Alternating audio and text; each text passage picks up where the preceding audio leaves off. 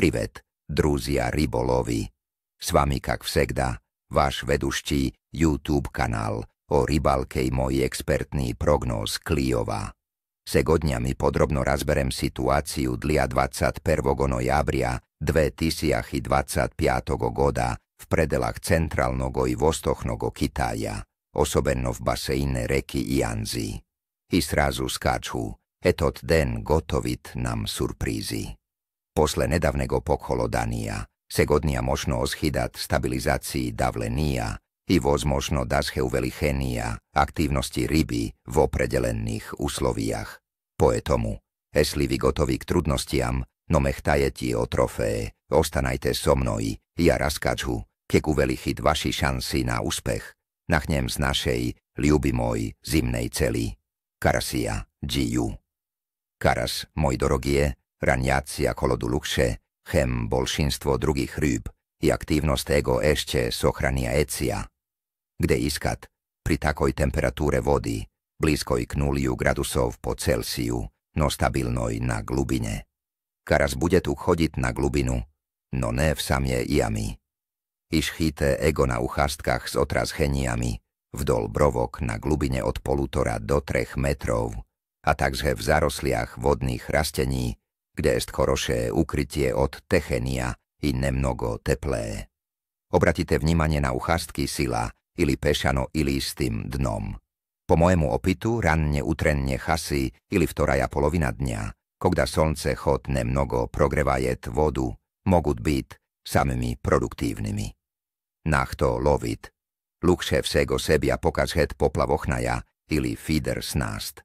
Dla nasadky ja by rekomendoval melkogo krasnogo hervia ili machalnúju prikormku s zchivými komponentami, naprimer s droblým motýlem.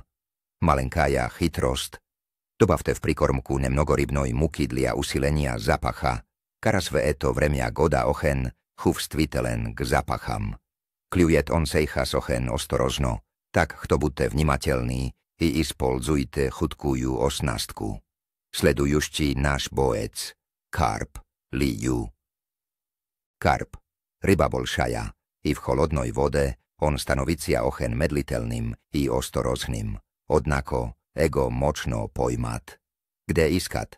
Karp v nojabre skopicia v samých glubokých i zaškyščenných od vetra mestách, jamy, brovky srezov, uchastky u plotín i zavalov. Glubina od 3 do 5 metrov i bolšie budet najbolé perspektívnoj. On bude to dávať predpochtenie mestam s bogatým kormovým fondom, kde skopil si il i organicheskie ostátky. Nach to lovit. Tlia karpa ja rekomendujú donies nastý, takie jak fiderili obychnaja donka z kormuškoj. Vykačestve nasádky spolzujte krasnogo červia, opariša ili živých násekomík. Po môjmu opitu, v takujú pogodku karp absolútno ravnodušen k rastiteľným nasádkam. Prikormka dolžna byť s vysokým sodržaním z hivotných belkov, s bolším kolikestvom z hivogomotýlia ili rublených cherviakov. Nezabývajte o silnom zapache, rybný zapach privlechet karpa z dálneho rastojania. Poprobujte nebolšie porcii korma, kto by ne prekarmlivat rybu. Teper prejdem k analýzu úsloví 21. noября 2025 года v predelách centrálneho i vostochného Kitaja. Po prognozám bude oblachno s возможným nebolším snegom. Verojatnosť vypadenia kotorogo sostavliaet 10%. Temperatúra vzducha bude kolebacia od -6 do 6 gradusov po Celsiu. Atmosférno je davlenie i anadejus stabilizirujecia posle nedavnego holodnogo fronta, ktorý je prines znakiteľnoje ponízchenie temperatúry. Veter bude prejmuščestveno zapadný. Tako je rezko je ponízchenie temperatúry, kako je mi nablidali nedávnym vremenem. Vynúždaje rybu uchodit na glubinu i snízchat aktívnosť, no stabilizácia davlenia i ustojčivije oblachnie úslovia mogut dať kratkovremenie okna aktívnosti. Bašn. Temperatúra vody v baséne reky Ianzi i druhých vodoemach konechnoshe budet nízkoj.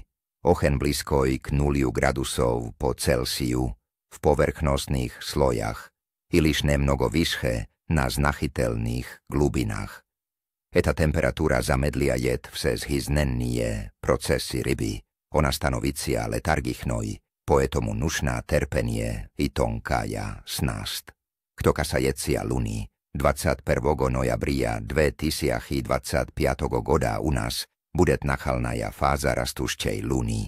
Ermejue, srazu posle novolunia. Novolunie i prvie dny posle nego mnogie rybolovi skytajut blagoprijatným vremenem dlia Kliova, tak kak ryba čuvstvujet sebia uverenneje v úsloviach nízkoj osveščennosti i mošet aktivizirovacia v pojskách pišči.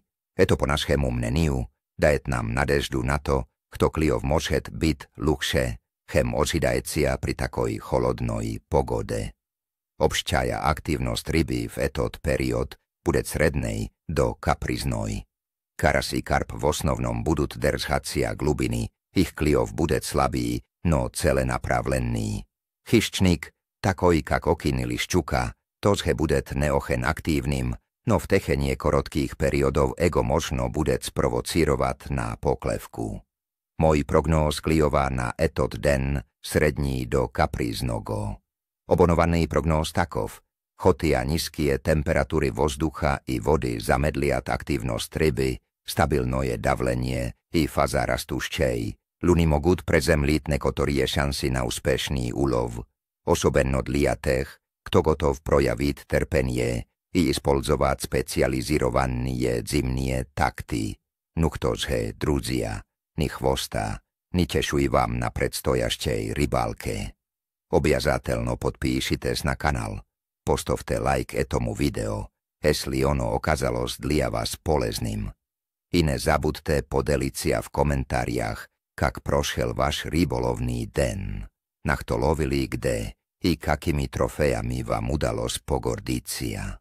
Do nových vstrech na vodojemach.